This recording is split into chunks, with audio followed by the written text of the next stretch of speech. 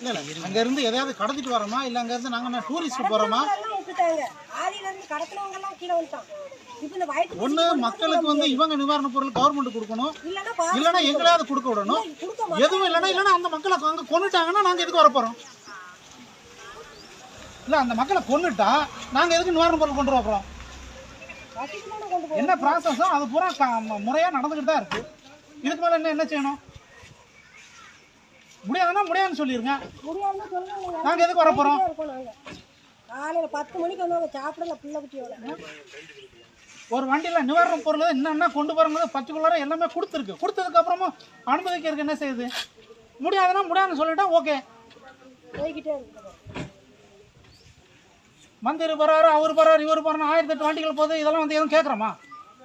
இல்லையே. முடியும்னா முடியும்னு சொல்லுங்க, முடியாதுன்னா முடியும்னு சொல்லிட்டா ஓகே, முடிஞ்சுச்சு.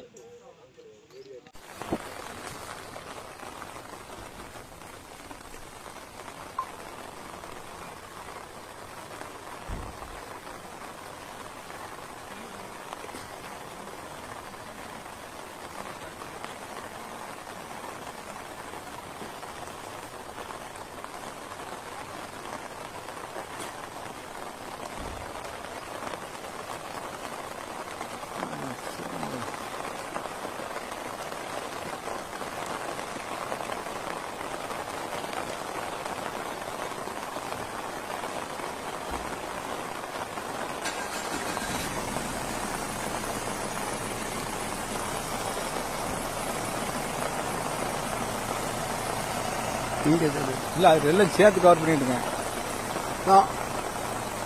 ஏன்னா இப்போ ஒரு வீடியோ ஒன்று அனுப்புகிறேன்.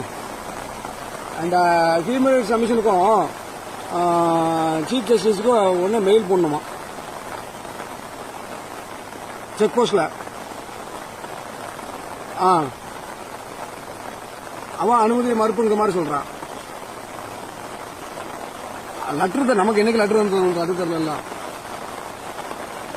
ஐயா ஐயா மழை பெஞ்சுக்கிட்டு இருக்கீங்க. இன்னும் பது ஒன்று சொன்னீங்க, பொருள் தான் நடந்துட்டு இருக்கு.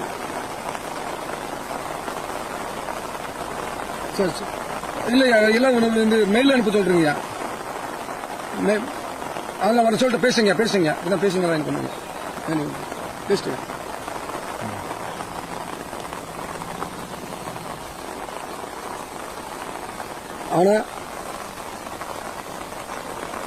ஆனா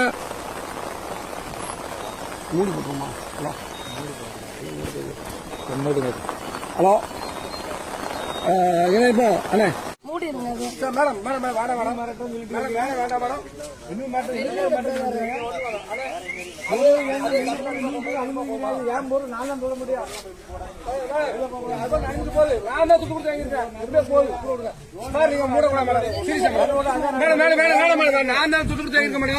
எப்படியா போகுது? நான் தூர போட்டு போறேன் சார். மூடக்கூடாது சார். நான் உட்காருங்க அதான் போகுது.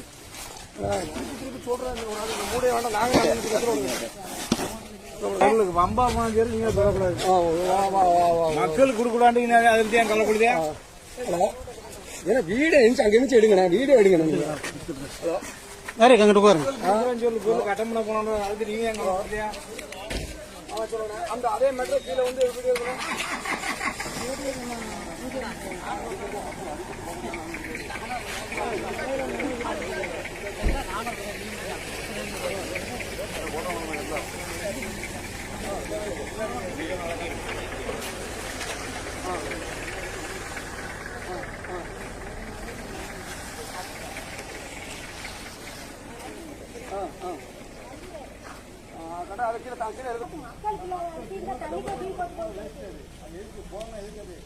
நான் கொஞ்சம் போட்டுருவேன்.